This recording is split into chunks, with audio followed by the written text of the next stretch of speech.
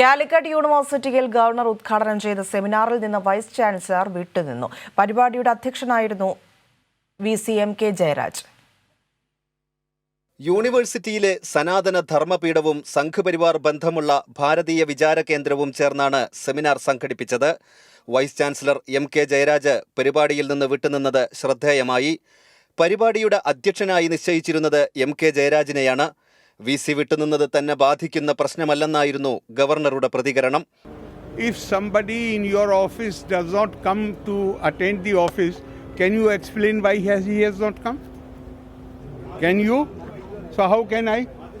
How do I know about the reason? I do not have any hidden knowledge. Senate ഹാളിൽ seminar നടക്കുമ്പോൾ സർവകലാശാല ആസ്ഥാനത്ത് VC ഉണ്ടായിരുന്നു.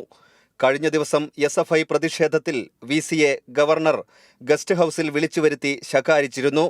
VCക്ക് പകരം സംഘപരിവാർ സഹയാത്രികൻ സ്വാമി ചിദാനന്ദപുരിയാണ് അധ്യക്ഷത വഹിച്ചത്.